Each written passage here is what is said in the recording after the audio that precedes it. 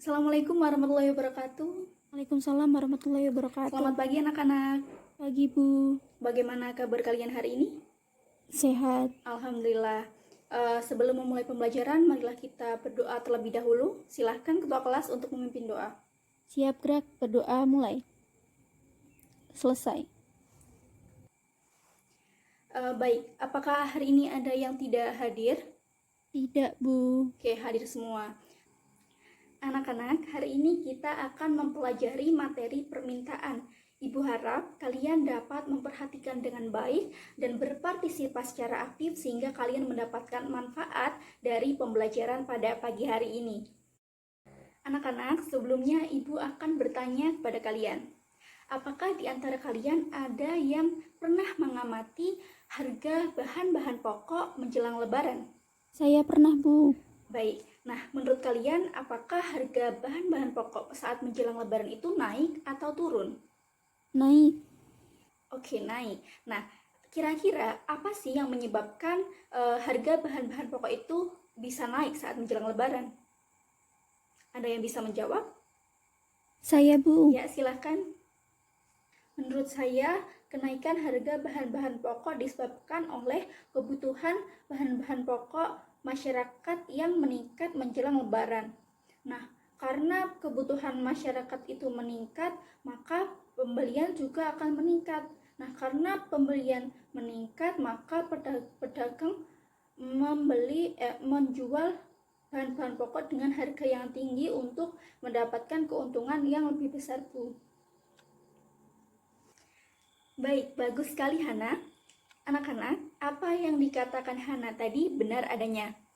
Pada saat menjelang Lebaran, harga bahan-bahan pokok itu mengalami kenaikan. Kenapa? Karena yang pertama, kebutuhan akan bahan-bahan pokok tersebut meningkat. Biasanya digunakan untuk membuat makanan seperti rendang, opor, ketupat, dan lain-lain. Nah, karena kebutuhan masyarakat yang meningkat, maka permintaannya juga meningkat. Nah, karena permintaan meningkat, maka Harga meningkat. Oke, kenapa seperti itu? Coba kita ingat lagi materi yang kita pelajari sebelumnya, yaitu materi peran pelaku ekonomi dalam kegiatan ekonomi. Dalam kegiatan ekonomi, dalam produksi dan distribusi, apakah kalian ingat tujuan akhir dari kedua kegiatan ini? Untuk memperoleh keuntungan. Bagus sekali. Untuk memperoleh keuntungan. Nah, karena terjadi peningkatan permintaan akan bahan-bahan pokok ini, pedagang itu meningkatkan harga. Untuk apa? Untuk memperoleh keuntungan yang besar. Tapi sebenarnya ada faktor-faktor lain yang mempengaruhi peningkatan permintaan tadi. Misalnya peningkatan pendapatan masyarakat yang diperoleh dari tunjangan hari raya atau THR, dan masih banyak faktor-faktor lainnya. Nah, faktor-faktor ini nanti kita akan pelajari lebih dalam pada pembelajaran hari ini. Jadi tujuan pembelajaran kali ini agar kalian dapat yang pertama mendeskripsikan pengertian permintaan, yang kedua mengidentifikasi faktor-faktor yang mempengaruhi permintaan, yang ketiga menjelaskan hukum permintaan, yang keempat menyajikan hasil diskusi tentang perubahan permintaan dan perubahan harga dengan jujur, tanggung jawab, bekerja sama, dan disiplin. Ada 3 pokok bahasan yang akan kita bahas pada pagi hari ini, yaitu yang pertama, pengertian permintaan, yang kedua, faktor-faktor yang mempengaruhi permintaan, dan yang ketiga adalah hukum permintaan. Nah, jadi pengertian permintaan atau demand adalah jumlah barang atau jasa yang dibeli atau diminta pada tingkat harga dan dalam periode waktu tertentu. Anak-anak, ada beberapa faktor yang mempengaruhi permintaan. Yang pertama adalah harga barang itu sendiri. Misalnya, kalian itu membutuhkan suatu barang dan kalian ingin membelinya. Tapi ternyata barang tersebut harganya sangat mahal. Apakah kalian tetap akan membelinya? Tidak Bu. Tidak. Nah, kalau harga barang tersebut rendah, apakah kalian akan membelinya? Iya Bu. Nah, jadi bisa kita simpulkan bahwa semakin tinggi suatu harga barang, maka permintaannya akan rendah dan sebaliknya. Faktor yang kedua adalah pendapatan konsumen. Apabila pendapatan konsumen tinggi, maka dia bisa membeli barang-barang yang banyak sehingga permintaan akan suatu barang akan banyak, akan meningkat. Seperti itu. Nah, yang ketiga adalah selera konsumen. Semakin tinggi selera konsumen terhadap suatu barang, maka permintaannya akan meningkat. Dan yang keempat ada jumlah penduduk. Semakin besar jumlah penduduk, maka jumlah permintaannya pun juga akan semakin tinggi karena kebutuhannya juga banyak. Faktor yang kelima adalah ekspektasi terhadap harga barang. Misalnya, harga tanah dan harga emas itu diramalkan akan meningkat pada setiap tahunnya. Nah, orang-orang akan berlomba-lomba untuk membeli tanah dan emas pada saat ini yang harganya lebih murah, sehingga mereka akan mendapatkan keuntungan karena harganya selalu mengalami kenaikan. Nah, yang selanjutnya adalah faktor adanya jenis barang yang lain, adanya barang lain. Yang pertama ada barang substitusi atau barang pengganti. Nah, semakin tinggi harga suatu barang, maka permintaan akan suatu barang substitusi atau pengganti itu semakin naik. Misalnya, kalau harga tempe naik, nah untuk penggantinya adalah tahu. Nah, jadi kalau harga tempe naik, orang-orang akan berpindah untuk membeli tahu yang harganya normal. Jadi permintaan tahu itu akan meningkat. Yang kedua ada barang komplementer atau barang pelengkap. Jadi kalau barang komplementer ini, kalau harganya naik lalu permintaan turun, maka permintaan terhadap barang pelengkapnya atau barang komplemennya itu juga turun. Dari penjelasan-penjelasan tadi dapat kita simpulkan bahwa hukum permintaan itu semakin tinggi suatu harga barang, maka jumlah permintaannya semakin sedikit. Dan sebaliknya, semakin rendah harga suatu barang, maka permintaannya semakin banyak. Itu tadi paparan materi dari Ibu. Silahkan kalian eksplor sendiri materinya dari sumber-sumber, misalnya dari buku lain atau dari berita dan lain-lain. Nah, sekarang apakah ada yang ingin bertanya terkait dengan pemaparan materi yang telah Ibu sampaikan tadi? Izin bertanya, Baik, Bu. silahkan. Kan tadi dikatakan bahwa hukum permintaan itu apabila harganya tinggi maka permintaannya akan rendah. Nah, tapi mengapa kok ada barang-barang seperti tas mewah, mobil mewah, roda jam mewah itu walaupun harganya semakin tinggi, permintaannya malah semakin tinggi pula, Bu? Bagus sekali pertanyaan dari Zahra. Jadi, hukum permintaan itu tidak berlaku pada 3 jenis barang. Yang pertama ada barang given, yaitu apabila harganya turun maka permintaannya juga turun. Misalnya barang bekas atau baju bekas.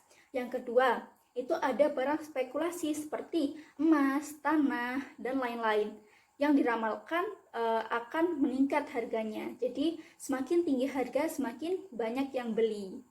Nah, yang ketiga ada barang prestis seperti yang dikatakan oleh Zahra tadi. Misalnya ada tas mewah, mobil mewah, jam mewah. Nah, itu biasanya orang-orang yang membeli barang-barang mewah atau barang-barang prestis itu bukan karena untuk mendapatkan manfaatnya, tapi untuk menaikkan gengsi atau prestis. Nah, untuk itu apabila suatu barang tersebut harganya semakin tinggi, maka permintaannya pun juga akan semakin tinggi. Anak-anak, sekarang kita akan melakukan diskusi kelompok. Jadi silahkan kalian berkumpul pada kelompok masing-masing. Satu kelompok terdiri dari 7 sampai 8 siswa. Nah, Ibu akan memberikan LKPD ini untuk menjadi acuan dan untuk menjadi laporan kalian dalam melaksanakan diskusi kali ini.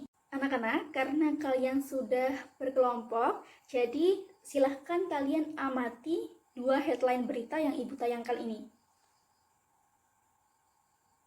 Nah, kira-kira apa yang bisa kalian tangkap atau yang bisa kalian simpulkan dari 2 berita ini?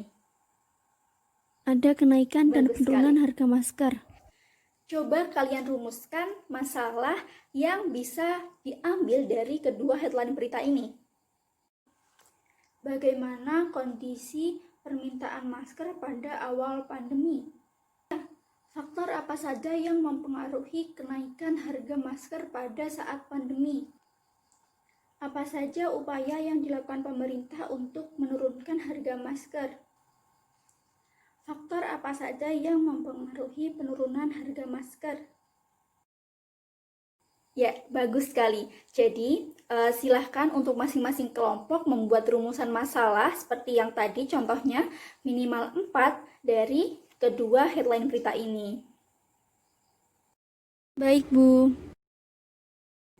Anak-anak, waktu untuk merumuskan masalah sudah selesai. Sekarang silahkan kalian cari data atau informasi terkait rumusan masalah yang telah kalian buat dari berita-berita. Misalnya dari platform berita online seperti Kompas, Liputan 6, CNBC Indonesia, CNN Indonesia, dan lain-lain. Baik, Bu. Anak-anak, apakah semua sudah mendapatkan data? Baik, Sudah. sekarang silahkan kalian melakukan pembahasan dengan diskusi untuk menjawab rumusan-rumusan masalah dengan dibuktikan dengan data-data yang telah kalian ambil tadi. Baik, Bu. Anak-anak, waktu penyusunan LKPD telah selesai. Sekarang kita akan presentasi. Nah, silahkan kalian menyiapkan satu orang perwakilan untuk mempresentasikan hasil diskusi kalian dan akan dilanjutkan dengan sesi tanya jawab oleh masing-masing kelompok. Nah, sekarang presentasi yang pertama adalah presentasi dari kelompok 4. Silahkan kelompok 4 untuk maju ke depan. Assalamualaikum warahmatullahi wabarakatuh. Selamat pagi teman-teman. Perkenalkan, nama saya Rina, saya dari kelompok 4. Nah, dari data-data dan rumusan masalah yang telah kami temukan, kami mengambil kesimpulan bahwa pada awal pandemi harga masker mengalami lonjakan yang tinggi, yaitu hingga 5 sampai 10 kali lipat. Nah, hal ini disebabkan oleh permintaan dari masyarakat yang sangat tinggi dan banyaknya oknum penimbun masker yang membuat surgical mask mengalami kelangkaan. Untuk itu, pemerintah berupaya mengembalikan harga masker dengan menerbitkan aturan pembebasan impor masker.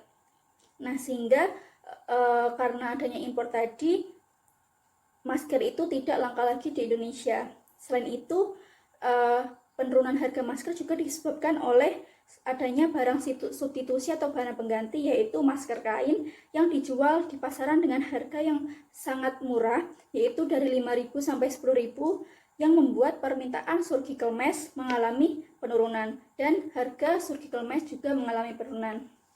Sekian presentasi dari kami. Wassalamualaikum warahmatullahi wabarakatuh. Bagus sekali presentasi dari kelompok 4. Tangan semuanya.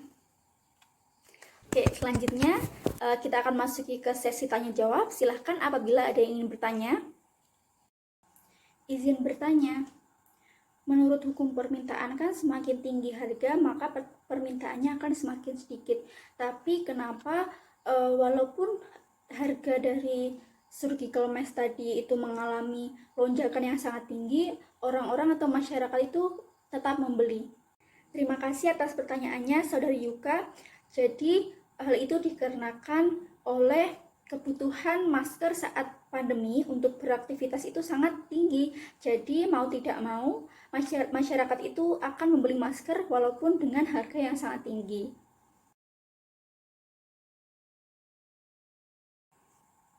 Sesi presentasi dan tanya jawab telah berakhir.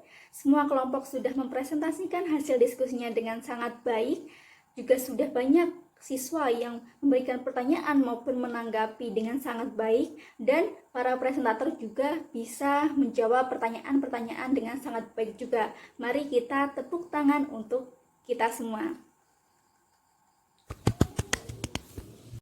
Kesimpulan dari materi pembelajaran yang kita pelajari pada pagi hari ini adalah yang pertama, pengertian permintaan atau demand, yaitu adalah jumlah barang atau harga yang diminta oleh konsumen dalam periode tertentu dan pada tingkat harga tertentu.